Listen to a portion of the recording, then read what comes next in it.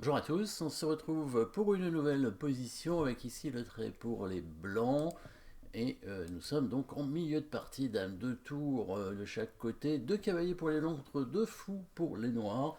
Normalement les deux fous sont plus forts, mais ici le roi noir est resté au centre et va se faire attaquer à l'aide d'une petite combinaison évidemment des blancs, bien entendu. Alors ici, qu'est-ce qui se passe? Il y a une colonne ouverte de la tour sur la dame, sauf que quand même il y a au milieu le cavalier ici qui est tout de même cloué puisqu'il est attaqué par le fou avec la dame derrière. Donc attention à ça. Après, pourquoi pas une attaque à la découverte, on ne sait jamais. Non, mais le fou est protégé. Donc attention, par contre, la tour n'est pas protégée. Ça, c'est un indice quand même. La pièce non protégée, c'est toujours une possibilité de combinaison peut-être, une attaque double.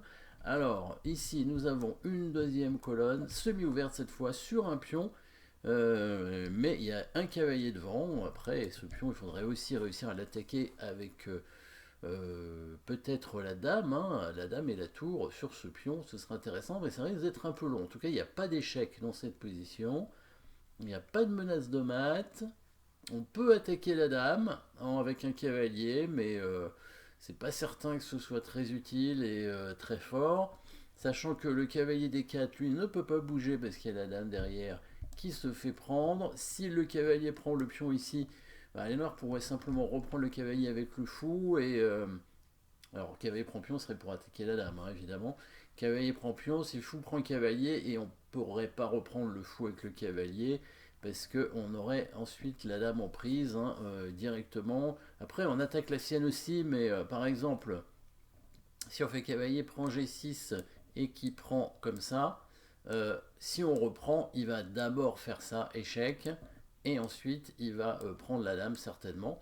Après, on peut récupérer la tour, mais on va perdre le cavalier, donc on va se retrouver de toute façon avec du matériel en moins. Donc ça, c'est pas bon.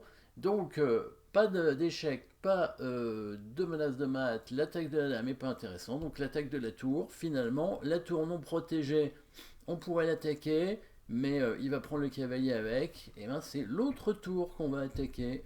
Et oui, qui est aussi non protégé d'ailleurs, et c'est plus compliqué de l'attaquer, et pourtant c'est ce qu'on va faire. Regardez le coup, cavalier arrive en G6 pour attaquer la tour. Pourquoi on vient ici? Qu'est-ce qui se passe s'il prend le cavalier? Et ben vous l'avez trouvé, la fameuse attaque double, puisque la tour non protégée maintenant va se faire attaquer par la dame, et en même temps la dame menacera mat en deux coups. Évidemment c'est pour ça qu'on met le cavalier ici en G6, dame D3 bien entendu, attaquant la tour, et menace mat ici en deux coups avec dame prend G6 suivi de dame F7 mat, au tour F7, plutôt dame F7 c'est mat directement, voilà. Dame F7 mat, évidemment. Et c'est ça, c'est pour ça qu'on met ce cavalier en G6 pour attaquer la tour en H8. Et qu'est-ce qui se passe s'il bouge sa tour, on va dire tour G8 par exemple. Et ben là, cette fois, on va tout simplement menacer mat avec la dame en se mettant en F3, et il va avoir cette fois beaucoup de mal à parer, très certainement, puisque il peut pas mettre sa tour derrière, sinon elle est prise par le cavalier. Il faut bien qu'il défende le pion.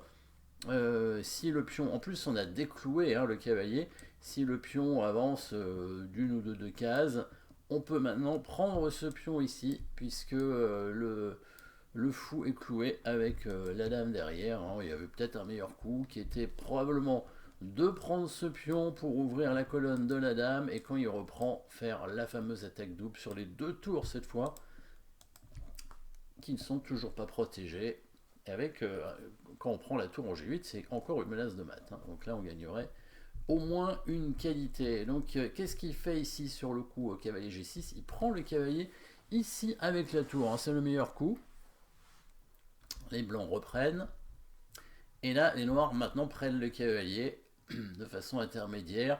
Parce que si ils prennent la tour avec le fou, la dame va à nouveau menacer mat, et il va y avoir des grosses difficultés comme tout à l'heure à parer cette menace. En plus il y a la tour qui est attaquée, donc il prend le cavalier.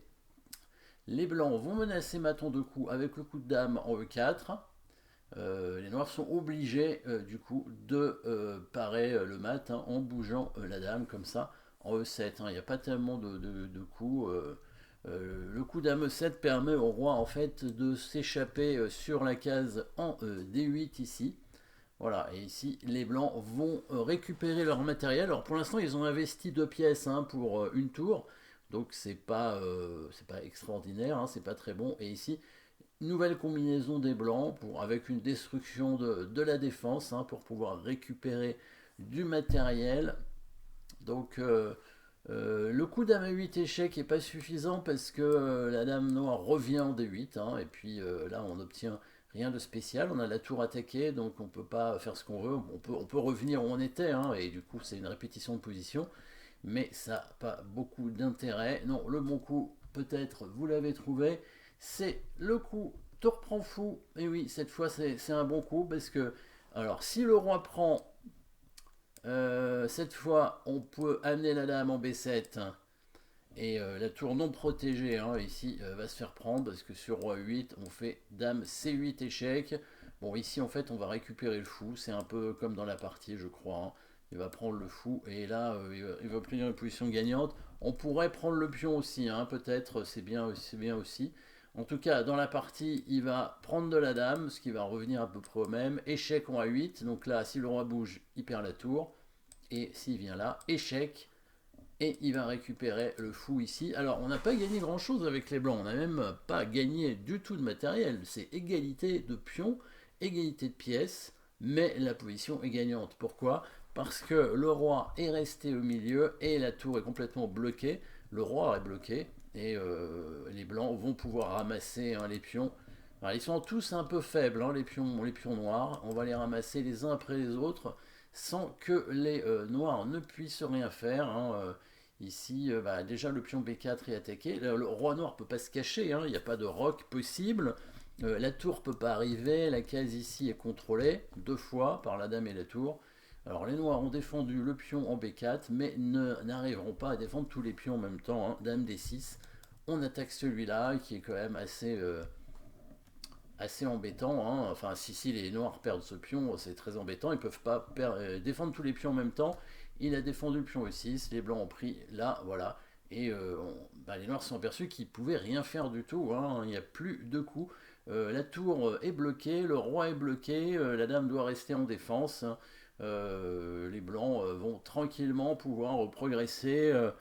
Peut-être simplement en avançant les pions, ou bien ils ont aussi la possibilité peut-être de monter leur tour comme ça hein, pour venir chasser la dame de la 8e rangée pour essayer de la récupérer. Hein. Donc ils vont d'abord peut-être avancer ce pion pour donner une petite case pour leur roi, ensuite ils vont monter la tour comme ça. Et les noirs ont compris qu'ils avaient rien à faire ici, hein, la tour ne peut pas bouger, le roi est bloqué, et puis leurs pions sont tous faibles. D'ailleurs, on pourrait aussi envisager avec les blancs la dame en E4 hein, pour prendre ce pion. Ça a l'air assez imparable, le pion est indéfendable. Voilà, merci d'avoir suivi cette position. N'oubliez pas de vous abonner et à très bientôt.